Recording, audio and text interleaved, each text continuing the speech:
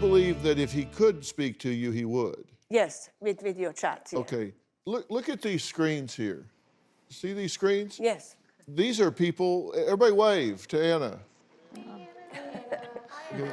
See?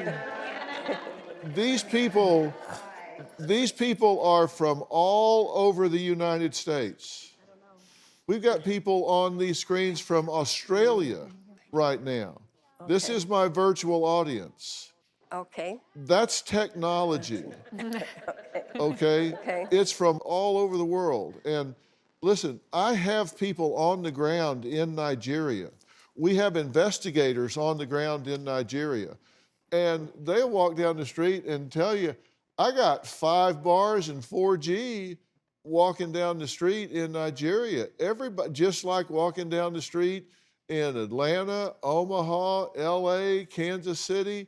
That's not a country that doesn't have technology, let me assure you. So I can promise you it is available. But you feel like you know a lot about Sammie Lee Strong.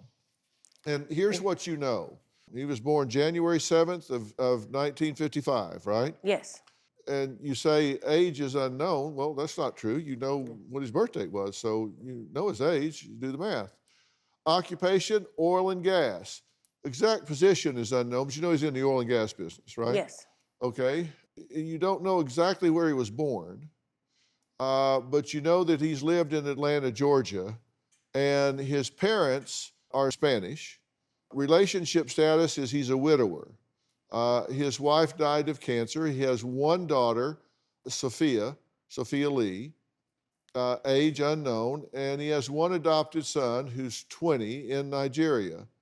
And his current location, unfortunately for him, is Delta State Prison, Sapila, Nigeria, okay? Now, he has a U.S. passport, so he's a citizen here in the U.S., right? And he has a friend, Mr. Dan. Yes. Right? And you talk via Facebook, email, and the WhatsApp, and he wants to share with you $12,003,500. That's what y'all are going to live on when he gets back here, if you can just get him the money to get back here. Yes, that's kind of... Right? Yes. You're counting on that, so the money that you've sent him, you'll get back. I hope so, yes. He never promised her anything? When I found out that she made this initial investment, I said, well, Mom, where's the paperwork? You know, you don't just send off, you know, $44,000 and don't have anything to show for it. Sure enough, a couple days later, I get emailed back some documents, emailed in an email. Right. And I look at them and I go, Mom, these are again like Photoshopped. I click on them and there's this, you know, you can see where all the images were cut and pasted. We'll look at those in a minute.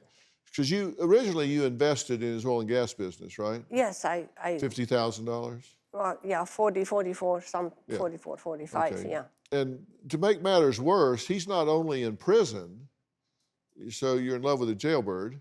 He's not only in prison, he's sick in prison. Yes. And they don't have great medical care in prison because you got a text, well, you've had a text from Mr. Dan and from his daughter, Sophia Lee. And Sophia Lee says, I have been worried sick, in shock when I heard about the condition of my dad yesterday from his friend, Mr. Dan. Right now, I'm in a confused state and depressed. He has been the only one I have since I lost my mom to cancer. I even lost my boyfriend to the coronavirus.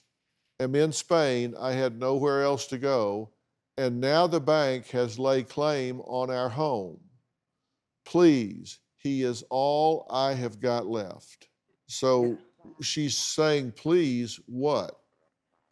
What's she asking you to do? She expects me to help him. Maybe. In what way? Well, to get him out of prison. What way? The first, so Mr. Dan can pay his fee to get out of prison.